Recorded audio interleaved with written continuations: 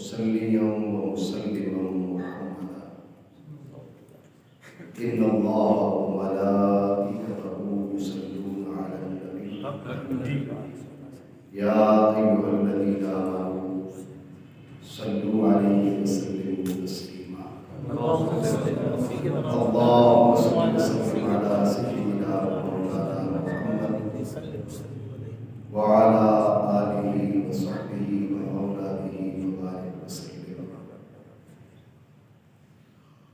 يا صاحب الجلال ويا سيد البشر من وجهك المنير لقد نور القمر لا يمكن الثناء كما كان حقه بعد الهدى بزرگ ہوئی قصہ مختصر لائق عزت و تقریم سامعین ذی قدر ماہ جمادی ثانیہ اس مہینے میں رسول اللہ صلی اللہ تعالی علیہ وآلہ وسلم کہ بڑے پیارے صحابی، بڑے محبوب صحابی حضرت سیدنا ابو بکر صدیق رضی اللہ تعالیٰ عنہ، ان کی شخصیت، ان کی ذات کے ساتھ اس مہینے کو نسبت ہے۔ تو چونکہ غور کیجیے گا سلسلہ ہمارا درس قرآن کا ہے، کوئی مانے یا نہ مانے، جو نہ مانے اس کو منوایا نہیں جا سکتا، اور منوانا یہ تو کسی کی ذمہ داری بھی نہیں ہے۔ اللہ کریم نے اپنے نبی، اپنے حبیب صلی اللہ تعالی علیہ وآلہ وسلم کو بھی یہ نہیں فرمایا کہ تم نے منوانا ہے، فرمایا تمہاری ذمہ داری ہے ان کو بتا دو،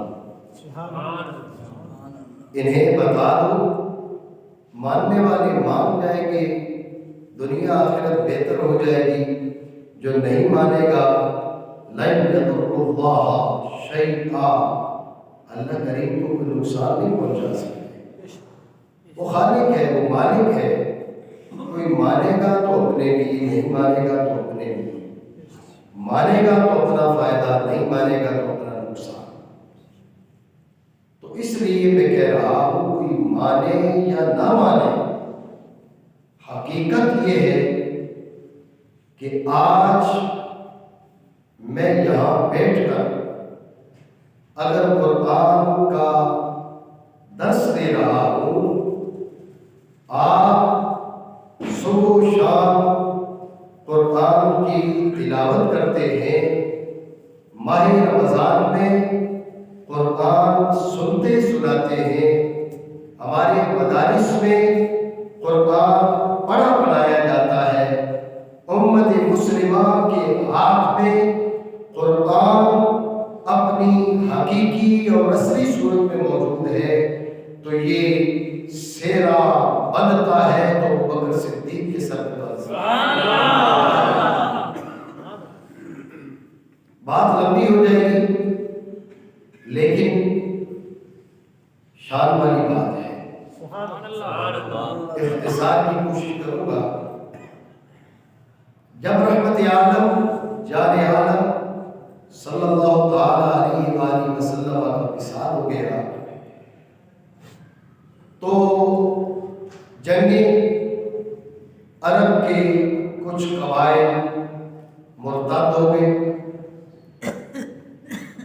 حضرت ابوبکر صدیق رضی اللہ تعالیٰ عنہ آپ کی جانب سے ان قبائل کے خلاف لشکر نکلے، بہت سے حفاظ صحابہ ان جنگوں میں شہید ہونا شروع ہو گئے۔ جنگ یمامہ کے اندر سینکڑوں حافظ صحابہ اس دنیا سے چل بسے، جام شہادت نوش کیا، فکر لگ گئی۔ صحابہ کرام اور بالخصوص عمر فاروق کو فکر لگ گئی کہ حفاظ اسی طرح جاتے رہے، چلے گئے تو کہیں ایسے نہ ہو اللہ کی یہ کتاب ہمارے ہاتھوں سے نکل نہ جائے۔ عمر فاروق دربار صدیقی میں آئے، آ کر گزارش کی۔ کچھ دیر مشاورت کے بعد طے یہ پایا، سیدنا ابوبکر صدیق رضی اللہ تعالیٰ عنہ نے عمر فاروق کے مشورے سے یہ طے کیا کہ حافظ صحابہ کو جمع کر لیا جائے اور اس قرآن عظیم کو، یہ بات ذہن میں رہے کہ قرآن عظیم کی کتابت، لکھنے کا معاملہ میرے آقا نے اپنے دور اقدس میں، اپنی حیات مبارکہ میں کر دیا تھا، لیکن جن تختیوں پر لکھا گیا، کبھی بکری کی کھال پہ لکھا گیا، کبھی ہڈیوں پہ لکھا گیا، کبھی پتھروں پہ لکھا گیا، وہ ایک جگہ جمع نہیں تھا۔ تو سیدنا ابوبکر صدیق رضی اللہ تعالیٰ عنہ نے حضرت عمر فاروق کے مشورے سے یہ طے کیا کہ جوان صحابہ جو حافظ بھی ہوں، ان کو ملا کر، ان کو بٹھا کر یہ ذمہ داری دی جائے، یہ ڈیوٹی لگا دی جائے کہ اللہ کی کتاب کو ایک جگہ جمع کر دیا جائے۔ تو آج میرے پاس، آپ کے پاس، ہر مسجد میں، ہر گھر میں قرآن عظیم کا نسخہ موجود ہے۔ تو یہ احسان عمر کا ہے، یہ احسان ابوبکر کا ہے۔ تو جب یہ احسان ابوبکر کا ہے تو پھر درس قرآن ہو اور ابوبکر کا ذکر نہ ہو تو زیادتی بنے گی۔ اس لیے آج کی نشست حضرت سیدنا ابوبکر صدیق رضی اللہ تعالیٰ عنہ آپ کی شان میں قرآن عظیم کی، چونکہ میں پہلے بھی گزارش کرتا رہتا ہوں کہ سلسلہ ہے درس قرآن کا، ہماری گفتگو کا محور وہ قرآنی آیات ہی رہتی ہیں، ورنہ اور بہت سی باتیں ہیں جو کی جانے والی ہیں، لیکن اللہ رب العالمین نے امت مسلمہ کو عزت بخشی تو قرآن کے ذریعے عزت بخشی۔ تو چند آیات جس قدر وقت میں گنجائش ہوگی، ورنہ تاجدار صداقت سیدنا ابوبکر صدیق رضی اللہ تعالی عنہ و ارضاہ عنا، آپ کی شان میں ان گنت قرآن عظیم کی آیتیں نازل ہوئی۔ تو یہ جملہ واضح کرنا اس لیے ضروری ہے کہ میں نے گفتگو کرنی ہے وقت کے دامن میں جتنی گنجائش ہے، تو اس کا مطلب یہ نہ لیا جائے، اس کا مفہوم یہ نہ سمجھا جائے کہ یہ گنتی کی چند آیتیں ہیں جو شان صدیقی میں نازل ہوئی، یہ بات نہیں ہے۔ قرآن عظیم کی ان گنت آیتیں ہیں جو بول بول کے صدیق اکبر کی شان بیان کرتی نظر آتی ہیں۔ وَلِمَنْ خَافَ مَقَامَ رَبِّهِ جَنَّتَانِ، وَلِمَنْ خَافَ مَقَامَ رَبِّهِ جَنَّتَانِ، جو شخص دربار خداوندی میں کھڑے ہونے سے، اپنے پروردگار کے سامنے حاضر ہونے سے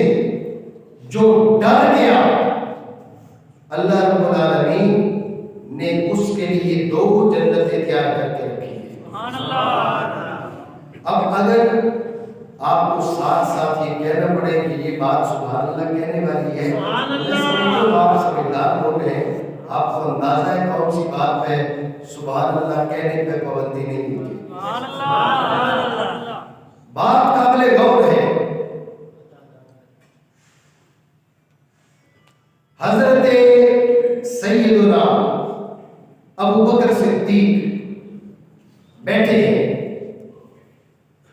آخرت کے احوال کے بارے میں غور و فکر کر رہے ہیں.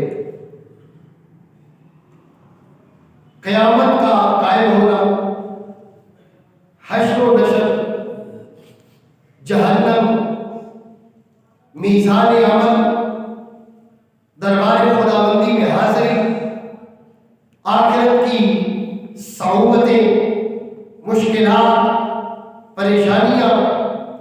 ابو بکر صدیق رضی اللہ تعالیٰ عنہ جب ان چیزوں کے بارے میں غور کرتے ہیں تو کیا کہتے ہیں؟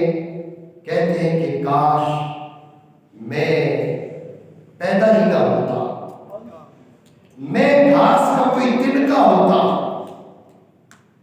غور کیجیے گا، یہ وہ شخص ہے، یہ وہ ہستی ہے جس ہستی کا نام لے کر میرے آقا نے فرمایا ابو بکر فی الجنہ، ابو بکر جنتی ہے. یہ وہ شخص ہے، لیکن آخرت سے خوف، قیامت کا ڈر، حساب کتاب کا ڈر اتنا قلب صدیقی پہ غالب ہے کہ کہتے ہیں کاش میں ابو قحافہ کے گھر پیدا نہ ہوتا. انسان ہے، پیدا ہوا ہے، بلوغت کی عمر کو پہنچا ہے، جب مرے گا حساب دینا پڑے گا، فیصلہ جنت کا ہوتا ہے یا معاذ اللہ دوزخ کا ہوتا ہے، یہ الگ مرحلہ ہے. لیکن قبر میں جانا پڑے گا، حساب کے لیے دربار خداوندی میں کھڑے ہونا پڑے گا، میزان عمل میں جانا پڑے گا، حشر کے لیے اٹھنا پڑے گا. یہ ساری صعوبتیں، یہ ساری مشکلات، یہ ساری پریشانیاں، یہ سارے مراحل، ان سے گزرنا پڑے گا.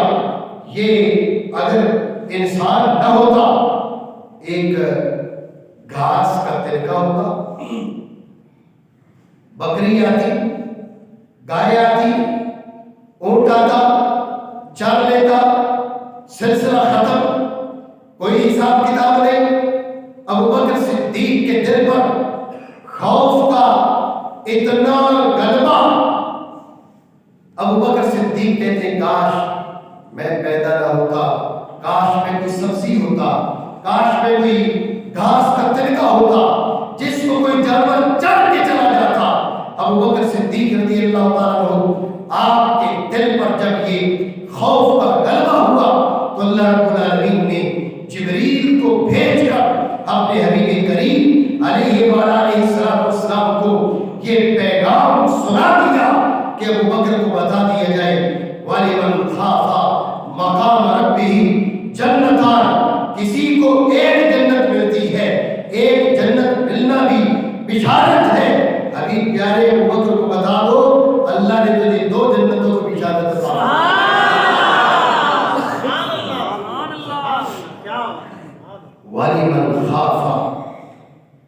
وَلِمَنْ خَافَ مَقَامَ رَبِّهِ جَنَّتَانِ، جو اپنے پروردگار کے دربار میں کھڑے ہونے سے ڈرتا ہے، جو اپنے پروردگار کے دربار میں قیام سے خوف زدہ ہے، اللہ رب العالمین نے اس کے لیے 2 جنتوں کا وعدہ فرمایا ہے. میں آپ کی توجہ چاہوں گا، یہ بشارت، یہ خوشخبری فقط حضرت ابوبکر صدیق کے لیے نہیں ہے. وَلِمَنْ خَافَ،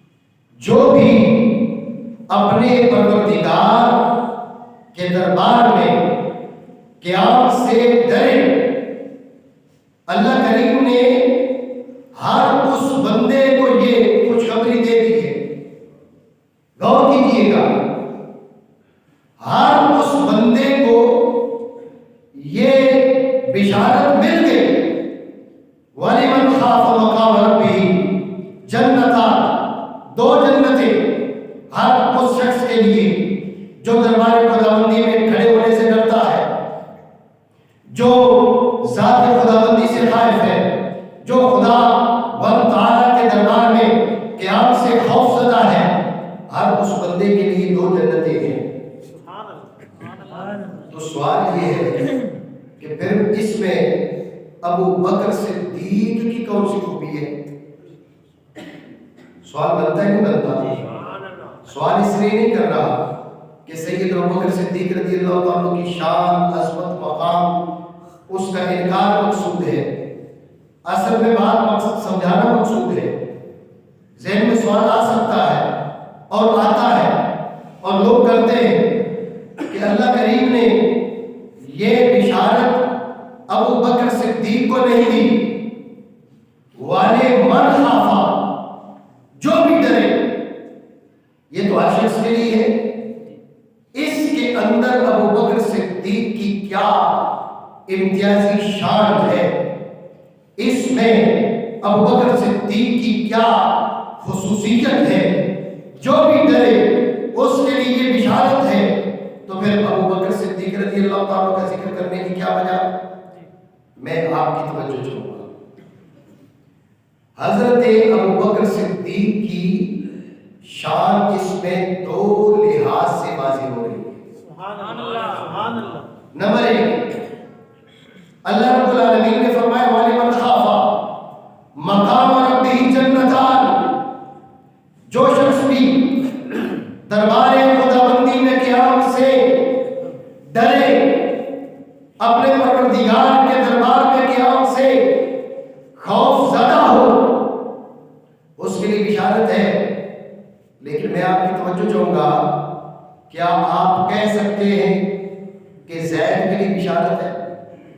عمر کے لیے ہے، بکر کے لیے ہے، خالد کے لیے ہے، ولید کے لیے ہے، کریم کے لیے ہے، شریف کے لیے ہے؟ کسی کا نام لے کر کہہ سکتے ہیں؟ کوئی تصدیق نہیں ہے کہ اس بندے کا خاتمہ بھی ایمان پہ ہو، یا معاذ اللہ آج بڑا نیک بنا پھر رہا ہے، آج بڑا اچھا نظر آ رہا ہے، تو کل اس کا کل کیسے ہوگا، اس کا پرسوں کیسے ہوگا، اس کا مستقبل کیسے ہوگا، اس کا خاتمہ کیا ہوگا، کوئی خبر نہیں ہے۔ یہ بشارت باعتبار وصف کے یہ کہا جا سکتا ہے کہ جو بھی ڈرے اس کے لیے یہ بشارت ہے، لیکن نام لے کر کسی کے بارے میں نہیں کہا جا سکتا کہ یہ بشارت زید کے لیے ہے، یہ بشارت عمر کے لیے ہے، یہ بشارت بکر کے لیے ہے۔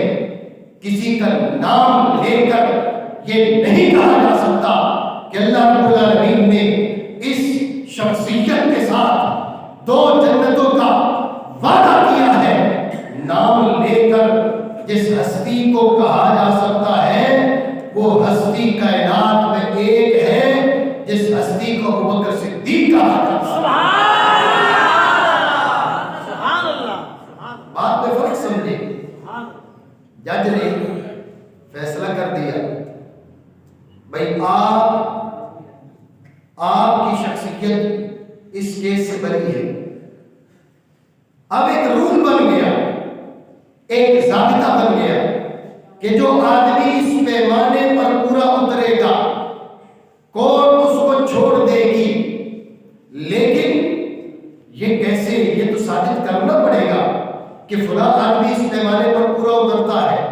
ایک وکیل کہتا ہے یہ اس پیمانے پر پورا اترتا ہے، جو اس کے مقابل وکیل ہے وہ ثابت کر دیتا ہے یہ بات جھوٹ ہے، کورٹ میں جو فیصلہ کیا تھا وہ فیصلہ اس تناظر میں تھا، یہ بندہ اس سانچے پر، اس پیمانے پر پورا نہیں اترتا۔ یہ وکیلوں کی بات ہوتی ہے، بندہ بڑی کوشش کرتا ہے لیکن اس سانچے میں پورا اتر نہیں سکتا، اس سانچے میں فٹ نہیں آتا، تو یہ رول تو بن گیا جو آدمی ایسا ہوگا عدالت اسے بری کر دے گی، لیکن نامینیٹ کسی کو نہیں کیا جا سکتا، فلاں بری ہے، فلاں بری ہے، فلاں بری ہے، لیکن جج نے جس کا نام لے کر فیصلہ دیا ہے اس کو نامینیٹ کر کے کہا جا سکتا ہے کہ یہ بندہ عدالت نے بری کر دیا ہے۔ یہی معاملہ یہاں پر بھی ہے کہ وَلِمَنْ خَافَ مَقَامَ رَبِّهِ جنتان، جو اس سانچے پر، اس سانچے میں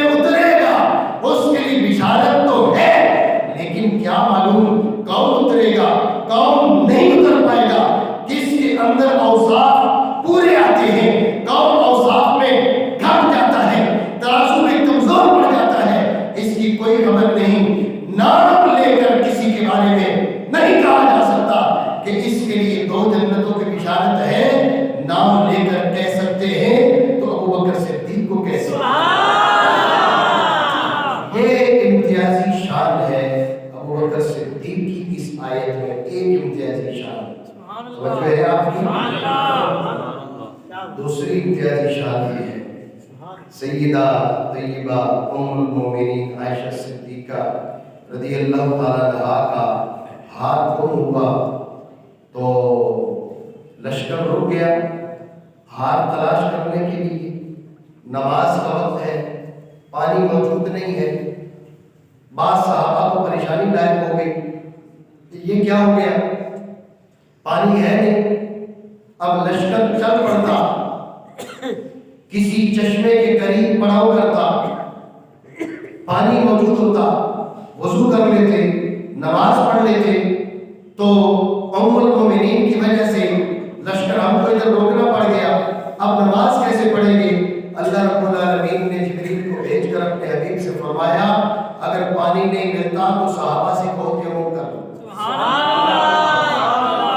اب جو سمجھنے والے تھے، ایک صحابی نے بآواز بلند پکارا ما ہی بأول برکتکم یا آل ابی بکر، ما ہی بأول برکتکم یا آل ابی بکر، اے ابو بکر کے خاندان۔ ام المومنین سیدہ عائشہ صدیقہ بیٹی ہیں سید ابو بکر صدیق کی، اس لیے وہ صحابی کیا کہتا ہے، وہ کہتے ما ہی بأول برکتکم یا آل ابی بکر، اے ابو بکر کے خاندان، یہ جو برکت ہے تمہاری وجہ سے اللہ رب العالمین نے، پانی موجود نہیں تھا، امت مسلمہ کو تیمم کی چھوٹ عطا فرما دی، تیمم کی رخصت عطا فرما دی۔ یہ خاندان ابو بکر کی پہلی برکت نہیں ہے، امت مسلمہ پہ خاندان ابو بکر کی پہلے بھی کئی برکتیں پہنچ چکی ہیں۔ بات جو سمجھانا چاہ رہا ہوں وہ سمجھے، سوال یہ تھا یہ اعزاز تو سب کو مل گیا، جو ڈرے اس کے لیے 2 جنتیں، تو ابو بکر صدیق کی کیا خوبی؟ ابو بکر صدیق کی دوسری خوبی یہ ہے جس کو 2 جنتیں مل رہی ہیں ابو بکر کی صدقے مل رہی ہیں۔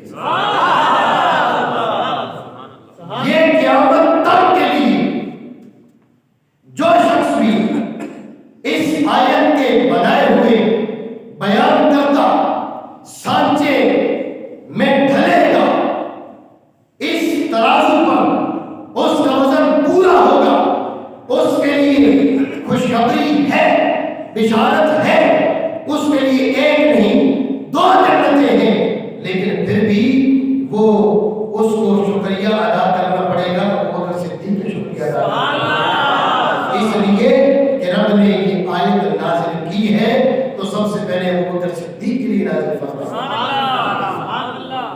بات اس میں بڑی طویل ہے لیکن میں اختصار کرتا ہوں اور سلسلہ آگے بڑھاتا ہوں، لیکن میں یہ پہلے عرض کر دوں کہ رسول اللہ صلی اللہ علیہ وآلہ وسلم کے کچھ صحابہ ہیں جن کا نام لے کر میرے آقا نے فرمائے جنتی ہیں۔ سبحان اللہ۔ ابو بکر فی الجنہ، عمر فی الجنہ، عثمان فی الجنہ، علی فی الجنہ، عبد الرحمن ابن عوف فی الجنہ، ابو عبیدہ ابن الجراح فی الجنہ۔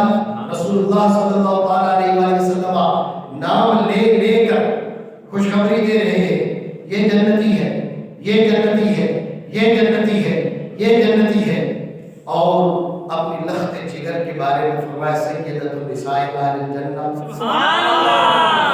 اپنے نوازوں کے بارے میں فرمایا سیدہ شباب اہل الجنہ، سیدہ شباب اہل الجنہ۔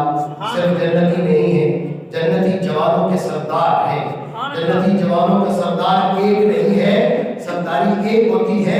मुस्तफ़ा करीम को अपने ये दोनों बेटे इतने प्यारे थे, मुस्तफ़ा करीम ने चाहा एक पीछे रह जाए, एक आगे निकल जाए।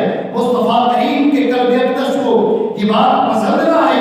मेरे आका अलैहिस्सलाम ने जन्नती जवानों की सरदारी का ताज किसी एक के सर पर रखने के बजाय हसन को भी जन्नती जवानों का सरदार बना दिया, हुसैन को भी जन्नती जवानों का सरदार बना दिया। नाम ले लेकर जन्नत बढ़ रही है, तकसीम हो रही है। और सैयदना अबू बकर सिद्दीक रज़ियल्लाहु ताला अन्हु भी वो हैं जिनका नाम लेकर मेरे आका अलैहिस्सलाम ने फरमाया अबू बकर फिल जन्नह, अबू बकर जन्नती है, सुभान अल्लाह, अबू बकर जन्नती है। लेकिन जिस चीज की तरफ आपकी तवज्जो ले जाना चाह रहा हूं वो ये है कि मेरे आका अलैहिस्सलाम ने कई सहाबा का नाम लेकर उन्हें जन्नती करार दिया। कई सहाबा, 10 सहाबा वो हैं जिनका एक हदीस के अंदर तरतीब के साथ जिक्र मिलता है, जिन्हें हम अशरा मुबशरा बिल जन्नह कहते हैं। और में सबसे पहले जिस हस्ती का जिक्र आता है वो हस्ती भी अबू बकर सिद्दीक की है।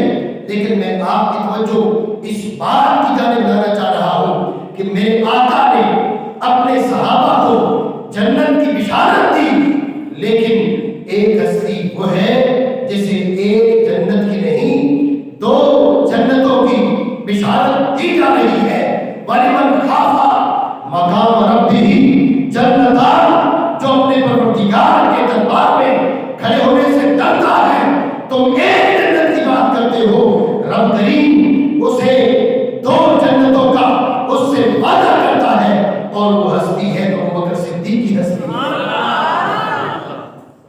जैसे रसूलुल्लाह सल्लल्लाहु अलैहि वसल्लम ने फरमाया, अपने सहाबा को बता रहे हैं, तो जो है ना आपकी अपने सहाबा को बता रहे हैं कि नमाजी को नमाज वाले दरवाजे से पुकारा जाएगा, रोजेदार को रोजे वाले दरवाजे से, सदका करने वाले को सदका करने के दरवाजे से। तो हज़रत अबू बकर सिद्दीक रज़ियल्लाहु ताला अन्हु दरबार रिसालत में हाजिर है। अर्ज़ की या रसूल अल्लाह, कोई ऐसा भी है कि जिसका नाम हर दरवाजे से पुकारा जाए? हुज़ूर ने फरमाया अबू बकर वो तो तू है। मैं अर्ज़ ये कर रहा हूँ, फलां जन्नती, लेकिन एक जन्नत। अबू बकर 2 जन्नती, लेकिन तेरा परवरदिगार तेरे से 2 जन्नतों को वादा फरमाया। मैं अगली आयत मुक़द्दसा की जानिब चलता हूँ और इख्तिसार करता हूँ। उम्मुल मोमिनीन सय्यदा आयशा सिद्दीका रज़ियल्लाहु ताला अन्हा, आपकी हस्ती पर एक वक्त वो भी आया कि मुनाफिकीन की साजिश से उम्मुल मोमिनीन पे माज़अल्लाह सुम्मा माज़अल्लाह बोहतान बांध दिया गया। कुछ बाज़ सहाबा भी ऐसे थे जो इस बोहतान में शरीक हुए। जब ये साजिश होती है ना जी, साजिश होती ही वो है कि जिसकी जड़ें पोशीदा हो, अगर वो सारी की सारी ओपन हो, सामने नजर आ रही हो, बात खुली हो, तो फिर साजिशियों के नरगे में कौन आए, उनके जाल में कौन फंसे? उनके जाल में कोई नहीं फंसता। साजिश कहलाती नहीं है। साजिश कहलाती ही तब है जबकि उसकी जड़ें, उसका पस मंजर, बहुत सी चीजें वो लोगों की नजरों से ओझल होती है। भलाई की सोच से, खैर की सोच से, अच्छाई की सोच से लोगों को बावर करवा के लोगों के सामने जाहिर की जाती है।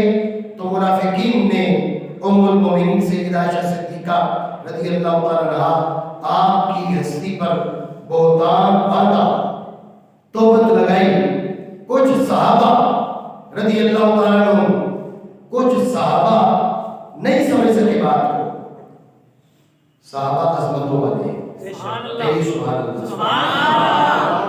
لیکن انسان ہے نا جی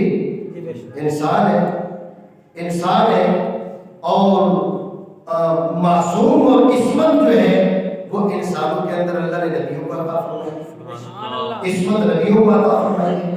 صحابہ اپنی بے پناہ ان گنت بے شمار عظمتوں کے باوجود معصوم نہیں. منافقین نے چال چلی. جب منافقین نے چال چلی تو کچھ صحابہ بعض صحابہ وہ سمجھ نہیں سکے اور منافقین کی چال میں پھنس گئے. ان میں سے ایک صحابی جو اس چال اور اس سازش میں پھنسے ان کا نام تھا مصطح. یہ حضرت ابوبکر صدیق رضی اللہ تعالیٰ کے رشتہ داروں میں بنتے ہیں. مفسرین کرام نے لکھا کہ حضرت ابوبکر صدیق کی خالہ کے بیٹے تھے اور غریب تھے, فقیر تھے. ان کے گھر کا خرچہ چلانے والی ہستی کا نام ہے ابوبکر صدیق. اب بات آ گئی ابوبکر صدیق کی بیٹی کی, لخت جگر کی. آپ کچھ بات میری سمجھ رہے نہیں سمجھ رہے؟ بیٹیوں کی حیات ہے, بیٹیوں کی حیات ہے. کسی کی بھی بیٹی ہو حیا کرے اور نبی کی بیٹی ہو تو ضرور حیا. جی بیٹیاں سب کو پیاری لگتی ہیں. جب بات ابوبکر صدیق کی بیٹی کی آئی تو حضرت ابوبکر صدیق نے اپنی خالہ کا بیٹا جس کا خرچہ ذات خداوندی کے لیے رضائے خداوندی کے لیے چلاتے تھے, جب بات بیٹی کی آئی ابوبکر صدیق کو بڑا رنج ہوا, بڑا دکھ ہوا. ابوبکر صدیق نے قسم کھا لی, اللہ کی قسم آئندہ میری جانب سے مصطح کو کوئی چیز نہیں دی جائے گی. بندہ خدا میں تیرے فقر کا لحاظ کرتا ہوں, تیری محتاجی کا لحاظ کرتا ہوں, تیری ضرورت کا لحاظ کرتا ہوں, تیرے گھر کا خرچہ چلاتا ہوں, اور تمہیں حیا نہیں آئی. نہ نبی کی حیا ہے کہ نبی کے حریم اقدس کے بارے میں تو یہ بات کر رہا ہے, نہ میری حیا ہے میں تیرے گھر کا خرچہ چلاتا ہوں اور تو میری بیٹی کے بارے میں یہ بات کر رہا ہے. ام المومنین سیدہ طیبہ طاہرہ عائشہ صدیقہ رضی اللہ تعالیٰ عنہا, ان کی پاکی کا بیان رب نے آسمانوں سے نازل فرمایا. وقت کم ہے, کسی وقت اس پہ تفصیل سے گفتگو کا موقع ملا تو انشاءاللہ کروں گا انشاءاللہ. ام المومنین فرماتی ہے میں نے کبھی سوچا بھی نہیں تھا کہ اللہ کے دربار میں میری اتنی بڑی حیثیت ہے. میں یہ سوچتی تھی اللہ جبریل کو بھیج دے گا, اپنے حبیب کو اشارہ دے دے گا کہ عائشہ سچی ہے. میں تو اتنا سوچتی تھی, میں یہ سوچ بھی نہیں سکتی تھی کہ مالک کریم میری شان میں میری برات کے لیے قرآن نازل فرمائے گا اور قیامت تک پھر مسجد و محراب میں اس قرآن کی تلاوت کی. یہ نبی کا گھرانہ ہے. بات کو سمجھیں. آج ہم نے مقابلے شروع کروا دیے حضور کے صحابہ اور حضور کے آل خانہ کے بیچ. یہ جس کی بھی روش ہے, یہاں میں چھوٹے بڑے کا کوئی فرق نہیں کر رہا, یہ جس کی بھی روش ہے یہ روش غلط ہے. صحابہ کے بیچ اور حضور کے آل خانہ کے بیچ مقابلے کروائے جا رہے ہیں, یہ طریقہ غلط ہے. میرے آقا علیہ الصلوۃ والسلام سے جس کی جتنی نسبت ہے اس نسبت کو اللہ رب العالمین کی عظمت عطا فرمائے. لیکن بات جب حضور کے حریم اقدس کی آتی ہے, حضور کے گھر کی آتی ہے, تو بات ام المومنین کی یہ درست ہے. ام المومنین ٹھیک کہہ رہی ہے کہ انہوں نے کبھی سوچا بھی نہیں تھا کہ عرب کی ایک عرب عورت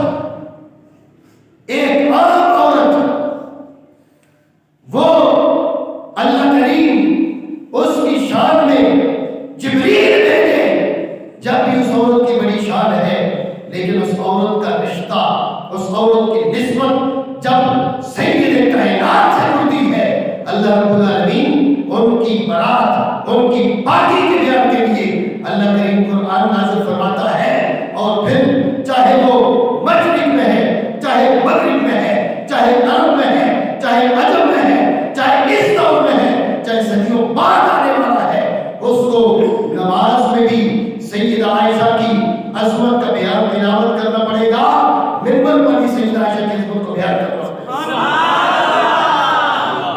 یہ عظمت حاصل ہوئی ہے تو رسول اللہ صلی اللہ علیہ وآلہ وصحبہ وبارک وسلم آپ کی نسبت سے حاصل ہوئی ہے۔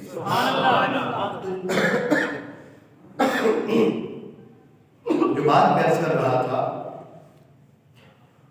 ام المؤمنین سیدہ عائشہ صدیقہ رضی اللہ تعالیٰ عنہا کی عظمت رب نے آپ کی پاکی کا بیان جب آ گیا تو اب حضرت سید ابوبکر صدیق رضی اللہ تعالیٰ عنہ قسم کھا لی، میں مصطاح کو کچھ نہیں دوں گا۔ بات قابل غور ہے، اس موقع پر اللہ رب العالمین نے یہ آیہ مقدسہ نازل فرمائی، وَلَا يَأْتَلِ أُولُو الْفَضْلِ مِنْكُمْ وَالسَّعَةِ أَنْ يُؤْتُوا أُولِي الْقُرْبَى۔ وجہ ہے آپ کی سبحان اللہ، اللہ نے فرمایا تمہارے اندر جو فضل والے لوگ ہیں، سبحان اللہ، وجہ ہے آپ کی ابو بکر تو اللہ کے لیے دیتا تھا یا اپنی رشتہ داری کے لیے دیتا تھا؟ جب تو اللہ کے لیے دیتا تھا تو قسم کیوں کھا رہا ہے؟ کہنے والا کہہ سکتا تھا۔ اللہ رب العالمین نے جب آیت نازل کی تو آیت کے اندر بھی ابو بکر صدیق کی شان بیان کی، عظمت بیان کی، ڈانٹا نے، ناراضگی کا اظہار نہیں کیا کہ ابو بکر یہ کون سی روش ہے، یہ کون سا طریقہ ہے، یہ کون سا انداز ہے، تم مصطاح کو دیتے تھے تو کیوں دیتے تھے میرے لیے؟ جب میرے لیے دیتے تھے تو پھر تیرا قسم کھانے کا کیا مطلب بنتا ہے؟ تو نے قسم کیوں کھائی؟ اللہ رب العالمین نے ناراضگی کا اظہار نہیں فرمایا، یہ ضرور فرمایا وَلَا يَأْتَلِ أُولُو الْفَضْلِ مِنْكُمْ وَالسَّعَةِ أَنْ يُؤْتُوا أُولِي الْقُرْبَى۔ تم میں سے وہ لوگ جنہیں اللہ رب العالمین نے فضیلت عطا فرمائی ہے، سبحان اللہ۔ ابو بکر تو نے قسم کھائی ہے، یہ قسم نہ کھا، یہ قسم نہ کھا، لیکن اس بات کو بیان کرنے کا ایک طریقہ یہ تھا کہ اللہ کریم ابو بکر صدیق کو ڈانٹ کے کہتا تو کون ہے قسم کھانے والا؟ کیوں قسم کھائی؟ ڈانٹ کے کہتا تو وہ رب ہے، وہ خالق ہے، وہ مالک ہے، وہ پروردگار ہے، وہ جس کے ساتھ جیسے چاہے بات کرے، اسے کوئی نہیں روک سکتا۔ لا یسأل عما یفعل، جو وہ کرتا ہے اس سے پوچھا نہیں جا سکتا، وہ جیسے چاہتا وہ مخاطب بناتا، لیکن اللہ رب العالمین نے ڈانٹ کر مخاطب بنانے کے بجائے کیا فرمایا؟ وہ انداز اختیار کیا، قسم سے بھی روک دیا، ساتھ عظمتوں کا بیان بھی فرما دیا۔ وَلَا يَأْتَلِ أُولُو الْفَضْلِ مِنْكُمْ أُولُو الْفَضْلِ مِنْكُمْ أُولُو الْفَضْلِ مِنْكُمْ وَالسَّعَةِ۔ اس آیت میں سیدنا ابوبکر صدیق کی دو خوبیوں کا بیان ہے، نمبر ایک فضیلت، نمبر دو وسعت مال، پیسہ، مال کی کثرت۔ قابل غور بات، ابوبکر تمہیں اللہ نے دو چیزیں دی ہیں، ایک فضیلت دی ہے، ایک مال دیا ہے، ایک فضیلت ایک مال، ایک فضیلت ایک مال۔ اس آیہ مقدسہ میں ابوبکر صدیق کی ان دو خوبیوں کا بیان کر رہا ہے۔ ابوبکر تیرے پاس دو چیزیں ہیں جو ہم نے خصوصی طور پہ تمہیں دی ہیں، ایک تمہیں فضل عطا فرمایا، خوبی دی، کمال دیا، فضیلت دی، اور دوسرے ہم نے تمہیں وسعت مال، فراوانی مال سے نوازا۔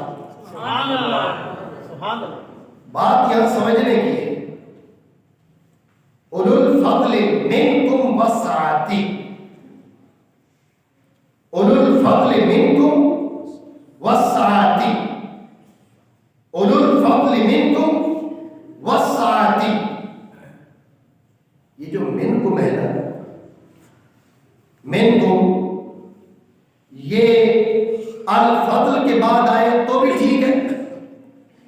اگر الساعتی اس کے بعد آتا، جب بھی عربی کے لحاظ سے بات چیت تھی، غور کیجئے گا تو جو ہے نا آپ کی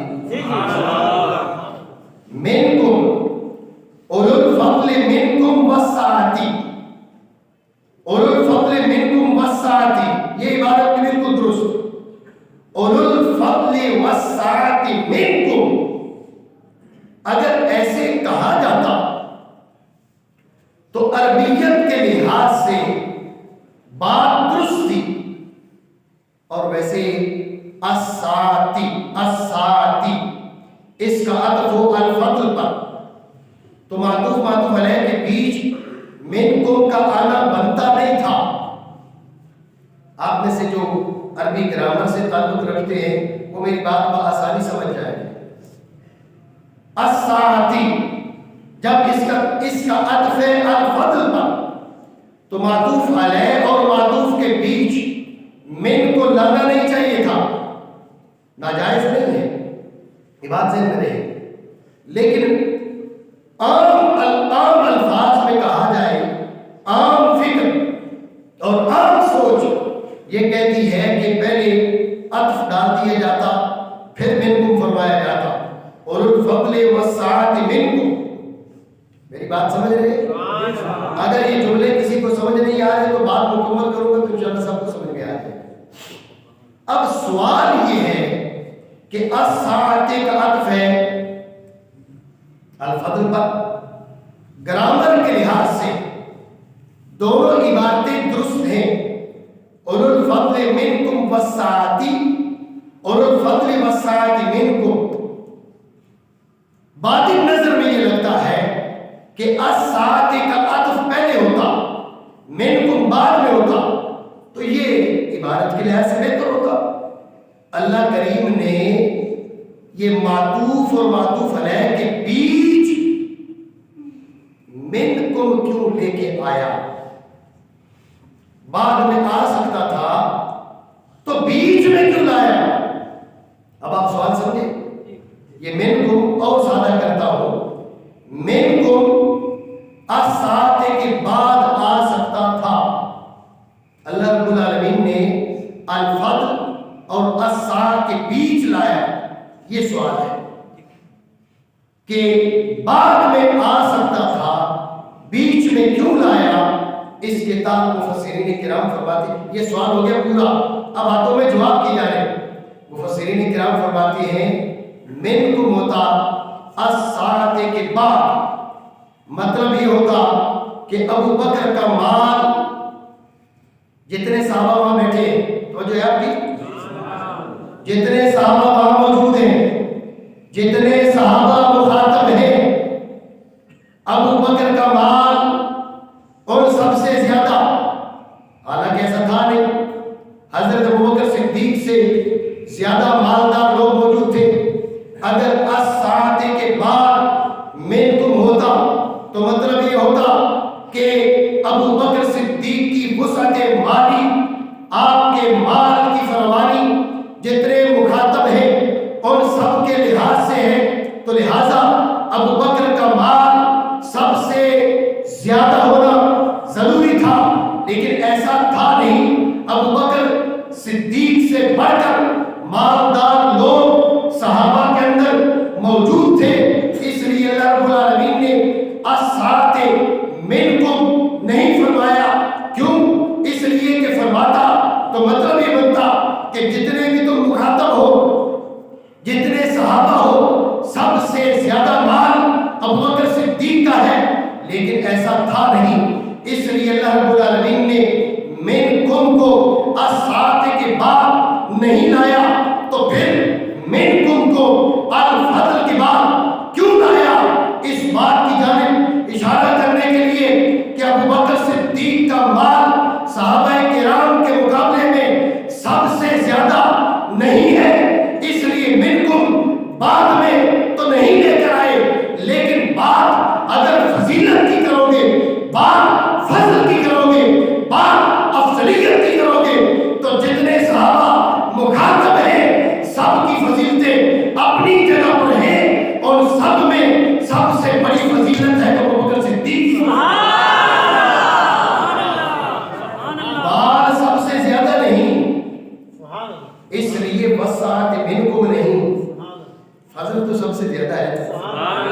کہیے نا سبحان اللہ.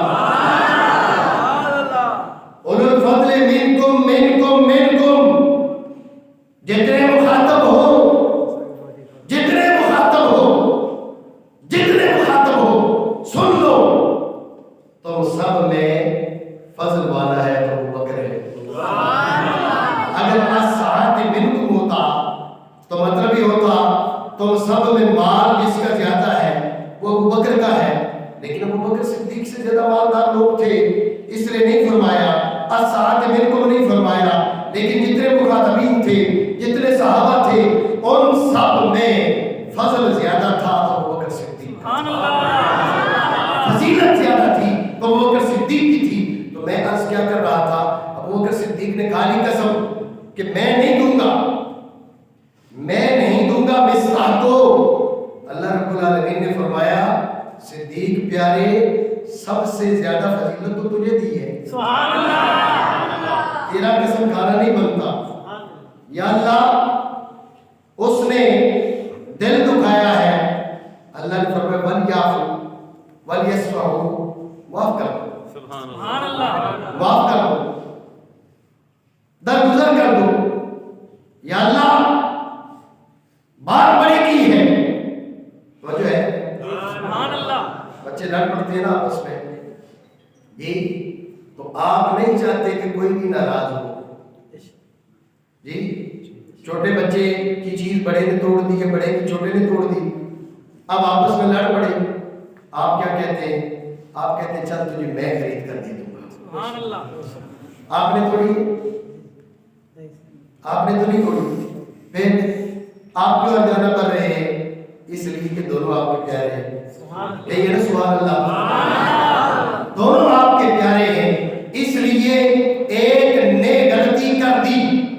اب ہونا تو یہ چاہیے کہ جس نے غلطی کی ہے اس پر ہرجانہ ہو، اس پر تاوان ہو، اس پر چٹی ہو، لیکن وہ بھی آپ کا پیارا. جس کا نقصان ہوا ہے وہ بھی آپ کا پیارا. آپ کو تاوان اپنے ذمے کر لیتے ہیں، اپنے گلے پہ ڈال لیتے ہیں، اپنی گردن پہ ڈال لیتے ہیں. بیٹا تجھے میں خرید کر دے دوں گا، ابا 3000 کی تھی، پتر میں خرید کر دے دوں گا. آپ اپنے ذمے کر لیتے ہیں. مصطح سے جو ہوا سو ہوا. ابو بکر صدیق رضی اللہ تعالیٰ عنہ کے دل کو دکھ پہنچا، ان کا دکھ اپنی جگہ پر بجا تھا، اس لیے کہ بات ان کی بیٹی کی تھی. جب بات بیٹی کی آئے میرے مسلمان بھائیوں، جب بات بیٹی کی آئے تو پھر باپ داڑھی امامیں نہیں دیکھتا، پھر باپ تمہیں تمہاری نمازیں نہیں دیکھتا، پھر باپ تمہاری شان نہیں دیکھتا. باپ دیکھتا ہے تو اپنی بیٹی کو دیکھتا ہے. اس نقطے کو سنیو، سمجھ لو، سمجھ لو، اس بات کو سمجھ لو.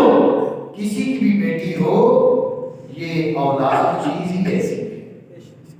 ہمیں رنگ ہے کہ سب کو اپنی بیٹیاں پیاری ہیں، لیکن تختہ مشق بنا رکھا ہے تو مصطفیٰ کی بیٹی کو بنا رکھا ہے. ام المومنین سیدہ عائشہ صدیقہ کی بات ہے. ابو بکر صدیق کو تکلیف پہنچی، دکھ ہوا، رنج ہوا. اللہ رب العالمین نے نہیں فرمایا ابو بکر پیارے چھوڑ دینا، ہماری بات کر، بیٹی کیا. اللہ رب العالمین نے مصطح نے جو کیا سو کیا. اب اللہ رب العالمین کیا فرماتا ہے، جو میں نے سمجھانے کے لیے جو نہ کہا بندہ اپنے ذمہ لے لیتا ہے. اللہ رب العالمین نے فرمایا الا تحبون ان یغفر اللہ لکم. سبحان اللہ. ابو بکر پیارے مصطح نے جو کیا سو کیا، لیکن تجھے یہ پسند نہیں ہے کہ اللہ تیری بخشش فرما دے. سبحان اللہ. الا تحبون ان یغفر اللہ لکم. تاوان اس پہ ہونا چاہیے جس کی غلطی ہے، چٹی اس پہ ہونی چاہیے جس کی غلطی ہے. لیکن جب دونوں پیارے ہوں تو باپ، استاذ، شیخ وہ تاوان اپنی گردن میں ڈال لیتا ہے. یہ تشبیہ نہیں ہے، بات فقط سمجھانے کی ہے. تو بات حضرت سیدنا ابو بکر صدیق کے دل کو دکھ پہنچا، ان کا دکھ بجا تھا. اللہ رب العالمین نے فرمایا صدیق پیارے تو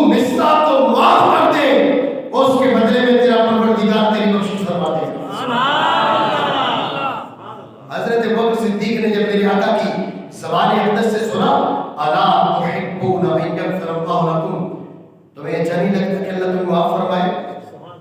ابو بکر صدیق نے عرض کی یا رسول اللہ کیوں نہیں اچھا لگتا؟ بل نحب ہم پسند کرتے ہیں۔ اس کے بعد ابو بکر صدیق نے قسم کھا لی، پہلے قسم کھائی تھی دیں گے کچھ نہیں، پھر قسم کھائی کہ اب مرتے دم تک مصطاح کا خرچہ بند نہیں ہوگا۔ میں عرض کر رہا تھا یہ دوسری آیت میں نے آپ کے سامنے عرض کی، اللہ رب العالمین نے شان صدیقی میں نازل فرمائی۔ ایک اور آیت آپ کے سامنے عرض کرتا ہوں۔ حضرت ابو بکر صدیق جو ہے وہ غلام لیتے تھے، آزاد کرتے تھے، بوڑھی عورتیں آزاد کرتے تھے، کمزور لوگوں کو آزاد کرتے تھے، غلاموں کو خرید کر آزاد کرتے تھے، کمزوروں کو۔ تو آپ کے والد محترم جو ابھی مسلمان نہیں ہوئے تھے، حضرت ابو قحافہ ابھی مسلمان نہیں ہوئے تھے، تو انہوں نے کہا کہ بیٹے تو غلاموں کو آزاد کرتا ہے تو کوئی طاقتور بندہ خرید کر آزاد کر۔ تو جو ہے آپ کی احسان کر رہے ہو کمزور پر، کل مسئلہ بن گیا، کل پریشانی تجھ پہ آ گئی تو یہ بوڑھی عورتیں تیرے ساتھ آ کے کھڑی ہوں گی، ان کے دلوں میں بڑی ہمدردی ہے تمہاری، یہ بوڑھی عورتیں تمہارا کیا ساتھ دے سکتی ہیں؟ خرچہ کر رہے ہو، غلام آزاد کر رہے ہو، تو ایسے کرو کوئی تندرست توانا طاقتور جوان ایسے لوگوں کو خرید کر آزاد کرو تاکہ کل مشکل کے وقت تمہارے ساتھ آ کر کھڑے ہو سکیں۔ جب ابو بکر صدیق کے والد محترم جو اس وقت مسلمان نہ ہوئے تھے انہوں نے مشورہ دیا، ابو بکر صدیق نے کہا ابا میں اس لیے آزاد نہیں کر رہا، میں اس لیے آزاد نہیں کر رہا کہ کل یہ لوگ میرے ساتھ آ کر کھڑے ہوں، میں اس لیے آزاد کر رہا ہوں کہ یہ آزاد ہوں تو اللہ مجھ سے راضی ہو جائے۔ اللہ رب العالمین نے ابو بکر صدیق کی تصدیق کے لیے فَأَمَّا مَنْ أَعْطَىٰ وَاتَّقَىٰ وَصَدَّقَ بِالْحُسْنَىٰ یہ آیات بینات سیدنا ابو بکر صدیق کی تصدیق کے لیے اور آپ کی شان میں اتاری ہے۔ سبحان اللہ۔ تیسرا چوتھا مقام حضرت ابو بکر صدیق نے 6 سے 7، بعض روایات میں 6 کا آتا ہے، بعض میں 7 کا آتا ہے، 7 غلام خریدے، 7 غلام خریدے، خرید کر آزاد کر دیا۔ سبحان اللہ۔ یہ بات معمولی نہیں ہے، یہ میں نے یہ ضرور کہا ہے ابو بکر صدیق سے مالدار لوگ موجود تھے، ابو بکر صدیق سے مالدار لوگ موجود تھے، لیکن صحابہ میں ابو بکر صدیق سے بڑا سخی کوئی نہیں تھا۔ مال زیادہ ہونا کیا بات ہے، بات تو سخاوت کی ہے نا، قصہ معروف ہے، میں اس کی تفصیل میں نہیں جانا چاہوں گا۔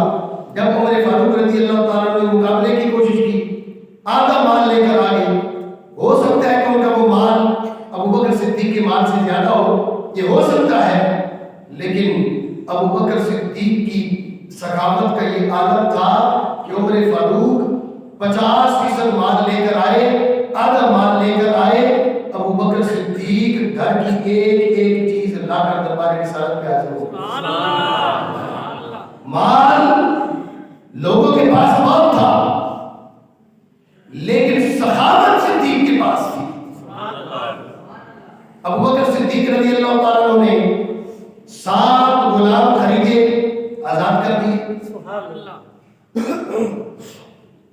تو جو ہے آپ کی لوگوں نے کہا یہ ایسے تھوڑے کوئی آزاد کرتا ہے، جیسے آپ بولو جی کسی بندے کو چائے پلا دیں، ہم لوگ تو بدگمانی زیادہ کرتے ہیں تو وہ خود بھی سوچتا ہے چائے کیوں پلائیے، کوئی مطلب ہوگا، کوئی غرض ہوگی۔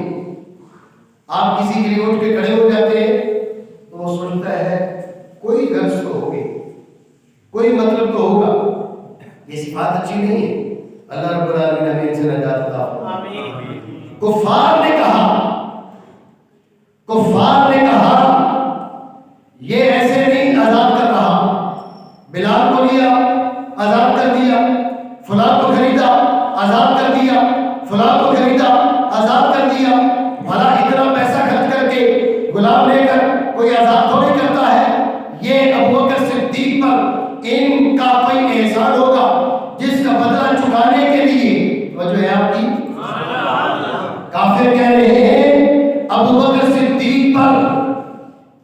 کا کوئی احسان، اس احسان کا بدلہ چکانے کے لیے ابو بکر صدیق نے ان کو خرید کر آزاد کیا ہے۔ اعتراض کس کا؟ کافروں کا۔ کس کا؟ بولیے کس کا؟ کس کا؟ کس کا؟ اعتراض کافروں کا، بدگمانی کفار کی، اور ابو بکر صدیق کی صفائیاں کائنات کے سردار، نبیوں کے تاجدار، سید عالم نہیں دے رہے، ان کا پروردگار دے رہا۔ وما لأحد عنده من نعمة تجزى إلا ابتغاء وجه ربه الأعلى ولسوف يرضى۔ ارے بدگمانو، تم یہ سمجھتے ہو کہ جن غلاموں کو ابو بکر صدیق نے خرید کر آزاد کیا ہے، ان کا ابو بکر صدیق پر کوئی احسان تھا، اس احسان کا بدلہ چکانے کے لیے ابو بکر صدیق نے انہیں آزاد کیا ہے۔ وما لأحد عنده من نعمة تجزى، ابو بکر صدیق پر کسی کا کوئی احسان نہیں ہے، ابو بکر صدیق پر کسی کا کوئی احسان نہیں ہے، جس کو چکانے کے لیے، جس کی جزا دینے کے لیے، جس کا بدلہ دینے کے لیے ابو بکر صدیق نے انہیں آزاد کیا ہو۔ اے پروردگار، اگر تو یہ کہتا ہے کوئی احسان نہیں ہے، تو پھر یہ ابو بکر کو کیا ہو گیا ہے؟ کیوں مال ضائع کر رہا ہے؟ اللہ رب العالمین نے فرمایا إِلَّا ابْتِغَاءَ وَجْهِ رَبِّهِ الْأَعْلَىٰ۔ ابو بکر صدیق غلاموں کو خرید کر آزاد اس لیے کر رہا ہے کہ یہ اپنے پروردگار کو راضی کرنا چاہتا ہے۔ جو ہے آپ کی جی، خدا کی رضا چاہتے ہیں تو عالم، خدا چاہتا ہے رضائے محمد۔ کہتے ہیں یہ بات تو ہے، میرے آقا علیہ السلام کی شان یہ ہے، میرے آقا کی شان یہ ہے کہ رب اپنے حبیب کی رضا چاہتا ہے، میرے اللہ کریم اپنے حبیب کی رضا چاہتا ہے، اور حبیب کے صدقے کچھ غلاموں کو بھی یہ شان ملتی ہے، ان کی بھی رضا چاہتا ہے۔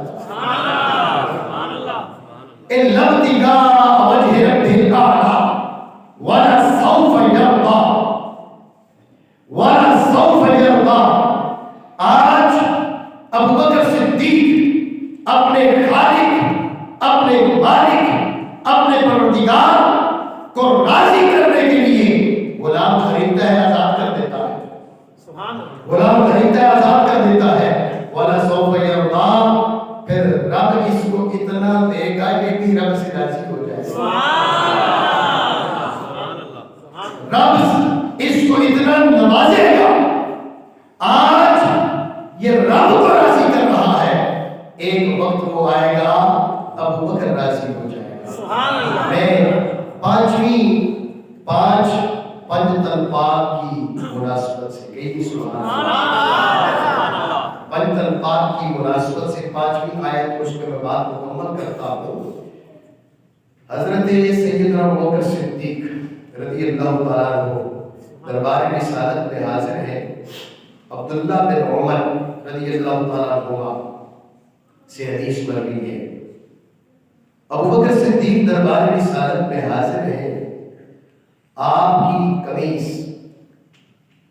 کے جو بٹن ہے، یہ بٹن کی جگہ بٹن نہیں ہے، بٹن کی جگہ بٹن نہیں ہے۔ عربی زبان میں حدیث کے جو الفاظ ہیں اس میں خلال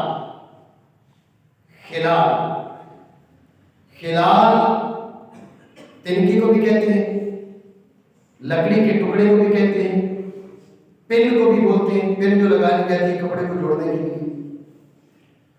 تو ابو بکر صدیق کی قمیص پر بٹن نہیں ہے، قمیص میں بٹن نہیں ہے، خلال واحدی نے اس حدیث کو روایت کی۔ آپ کی قمیص پر بٹن کی جگہ خلال، لکڑی کا ٹکڑا یا کانٹا یا پن لگی ہوئی ہے. دربار رسالت میں جبریل آ گئے. جبریل آ کے کہنے لگے یا رسول اللہ یہ ابو بکر کی قمیص پہ توجہ ہے آپ کو؟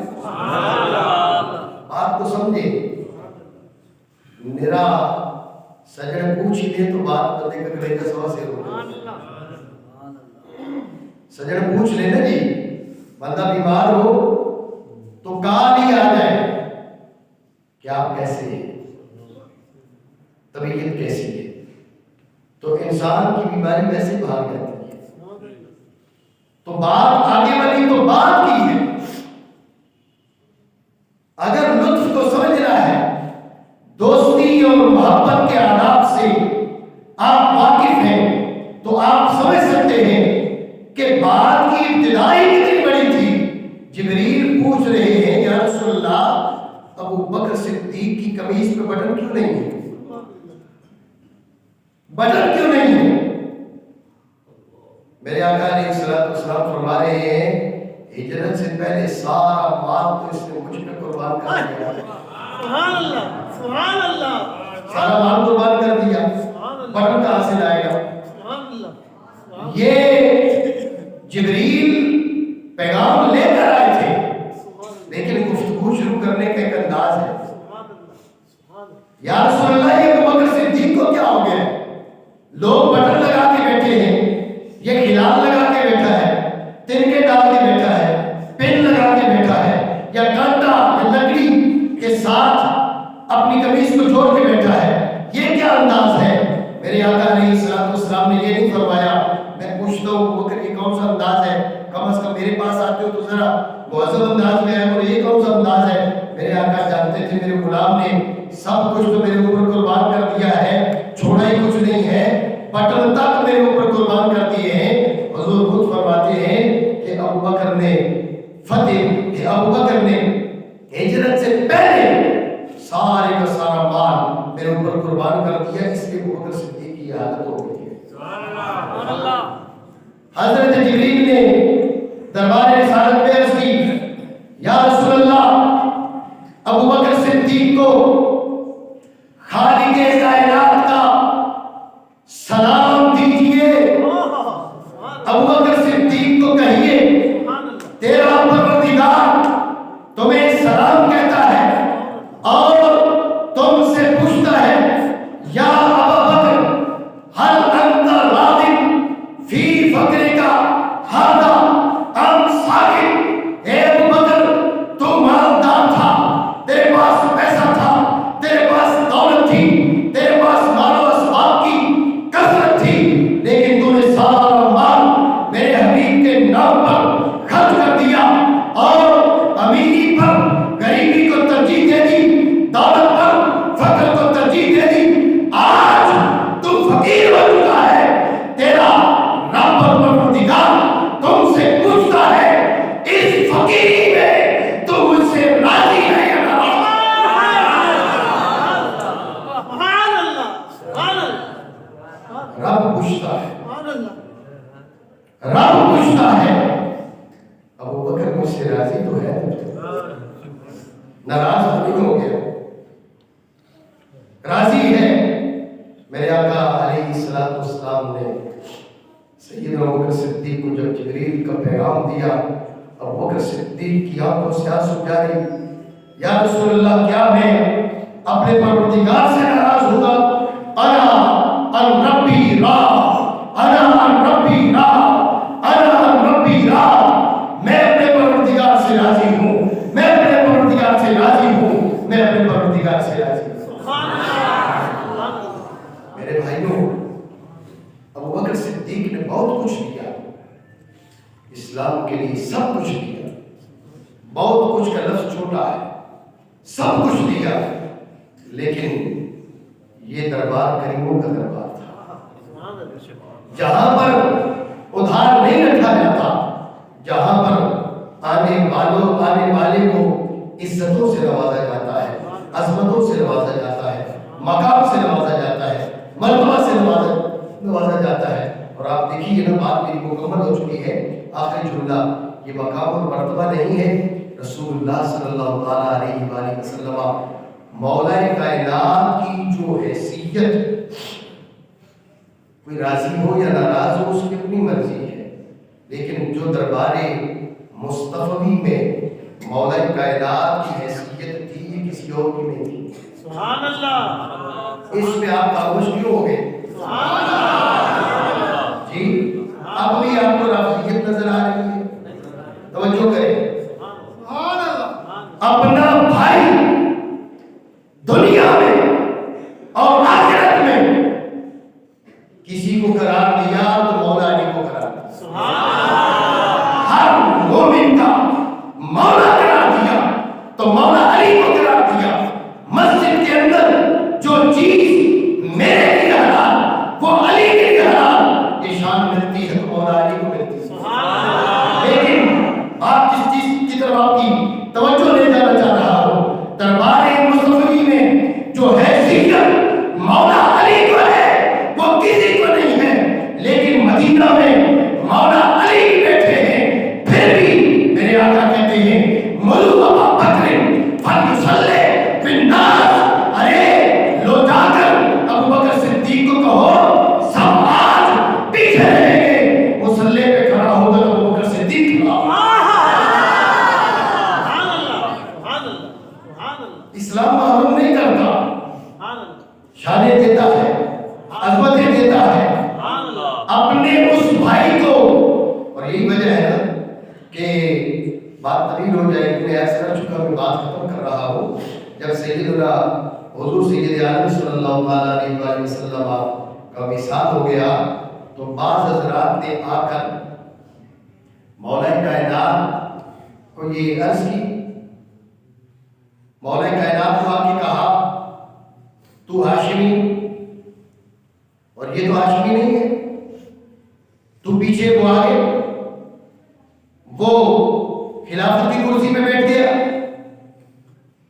حضرت مولا کائنات مولا علی مشکل کشا شیر خدا کرم اللہ تعالیٰ وجہ کریم ان کے دربار میں آ کر بعض حضرات نے یہ چین میں گوئیاں شروع کی. مولا علی کے جملے، یہ جو جملہ ابھی میں گفتگو عرض کر رہا ہوں یہ دوسری پارٹی کی کتابوں کے اندر موجود ہے جو نہیں مانتے. مولا علی نے فرمایا تو کافر رہا تب بھی تو نے اسلام کو نقصان پہنچایا، تو مسلمان ہو چکا تب بھی تو اسلام کو نقصان پہنچانا چاہ رہا ہے. ہم ابو قحافہ کے بیٹے ابو بکر صدیق کو اگر اس منصب کا آن نہ سمجھتے، ہرگز انہیں اس سیٹ پر بیٹھنے نہ دیتے. مصطفیٰ کریم نے انہیں ہمارے دین کے لیے منتخب کیا ہے، ہم انہیں اپنی دنیا کے لیے منتخب کرتے ہیں.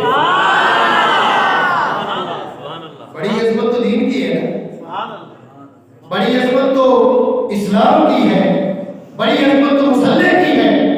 مصطفیٰ کریم نے مصلی کھڑا کر دیا، میرے ہوتے کھڑا کیا. مولا علی بتا رہے میرے ہوتے کھڑا کیا. بھائی حضور کا میں اتنی قربتیں مجھے میرے ہوتے ہوئے ابو بکر کو مصلی پہ کھڑا کیا.